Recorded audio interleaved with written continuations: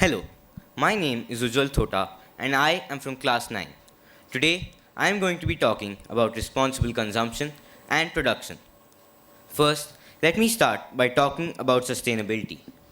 Sustainability is the ability to develop while using only the available resources without compromising on the resources required for future generations. The aspects that I will cover in this talk are: what are fossil fuels and what are the problems we face because of them, irresponsible consumption of fuel, solutions to minimize unnecessary energy consumption, and to end with a case study. I would like to begin by telling you all about crude oil and coal, one of the most crucial natural resources being used by us. They are a mixture of hydrocarbons that are formed from the remains of plants and animals that lived millions of years ago. Since they take more years than I can count to get replenished, they are non renewable resources. I hope you all know that these are extremely harmful to the environment. Yet, we use them excessively, and I bet we will continue to use them because all of our lives are just so overly dependent on these resources. Fridges, TVs, computers, lights, fans, they all run on electricity. All industries, offices, and homes use these appliances. Can you think of a day when you didn't use any electrical gadgets? Well, I can't, so I safely assume that electricity is the lifeline of the world. Now, most of our electricity comes from burning coal. The magnitude at which we are dependent on coal is unimaginable. Did you know that India is the world's second largest consumer of coal? Now, you may ask, why is burning coal a problem? Well, let me explain. It produces emissions that are dangerous for us, such as sulfur dioxide, carbon dioxide, as well as some nitrogen oxides that harm the earth. The same emissions are produced by the vehicles that run on petrol and diesel and have gotten you here in this auditorium to listen to my speech. Now, how can we minimize these emissions?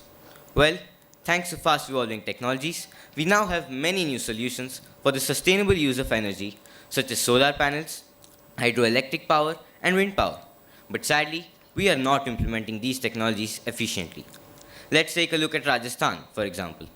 In terms of solar power, Rajasthan has more potential than any other region in our country, but it still trails behind Karnataka as well as Telangana.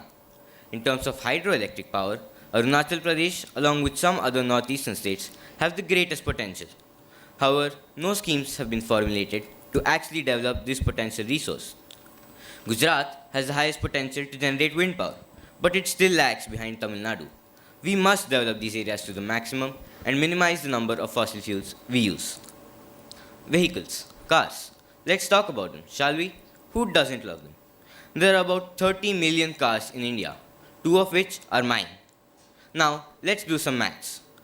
I use my car thrice a week, making it 12 times a month, and on average, 144 times a year. That is a lot of carbon emissions. Now, I would like to ask you, is this responsible consumption of petrol? By a show of hands, how many of you think that this is not responsible consumption of resources? Well, I agree. Why is that so? Well, let's look at it this way. The primary environmental effect of petroleum, that is energy overuse, is an increase in our carbon footprint. Overuse of cars leads to an increase in the extraction of fossil fuels, which increases the greenhouse gases in the atmosphere, which in turn leads to environmental degradation. Now that we are aware of the problems, let us focus on the important aspect of it. How do we get ourselves out of this vicious cycle? Well, firstly, we can do this by ensuring that we don't waste fuel. Fuel is a resource we can't afford to waste. Keeping your engine on idle when waiting for the signal to turn green consumes more fuel than switching off the ignition and restarting it. According to studies, on an average, you waste 0.098 liters of fuel for every 10 minutes of idling. That may not sound as much, but it all adds up over time. So, as a rule of thumb, turn off the car if you will be idling over 10 seconds. Hence, I always make it a point to tell my parents to turn off the car at the traffic signals. Another way of consuming resources responsibly is to use electric cars. These are much less harmful to the environment as opposed to diesel or petrol cars. Planes are also a major cause of pollution. The jet fuel that is burnt high up in the air is extremely toxic. We must start implementing newer and more sustainable technologies to reduce the use of these hazardous fuels.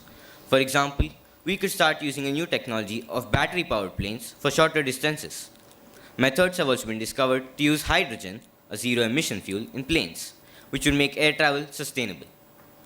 Now, what change can we make on a daily basis? Well, we have been learning about this since third grade, but how many of us have actually been able to implement it? We must minimize the usage of vehicles as much as possible. You should avoid using cars and scooters for short distances. Personally, I cycle short distances or even use public transport to cut down on the amount of fuel use. I also ensure that I switch off all lights and fans before leaving any room. I would suggest that all of us would take a sincere pledge to do the same. Did you know that if all Indians implemented this in their daily lives, we would end up saving a whopping 72,036,000 kilowatt hours per hour? That is a lot of electricity. This shows that individually we are a drop, but together we are an ocean. Now I would like to talk about PMPML. PMPML is the public transport bus service provider in Pune. I'm sure most of us have seen their buses on the roads. What makes me talk about them is the switch they have made by opting for electric buses over the normal diesel buses. Electric buses are highly efficient and have lower operating costs as compared to diesel buses. Fuel savings are significant, and the buses also have fewer moving parts and thus lesser maintenance needs. Not only are they reliable, but they also have similar rates of downtime as compared to other technologies. Summing up, a fleet of electric buses across most of India can benefit a lot more than just the ecosystem. I would also like to share my personal experience with these buses. When I first saw these buses on the roads, I was really excited to travel in them. To actually check whether all the things mentioned earlier were right, I wanted to test it out myself. When I first sat in one, I could instantly feel the difference as compared to a normal bus which runs on diesel or CNG. And now I can confidently say, you can take my word, everything I mentioned about electric buses is true. To end, I would like you all to remember that only when we become responsible consumers will we become truly accountable for our actions. We can't wait anymore. All we have is now. Let's not waste time, because now is the time to move to action. Thank you.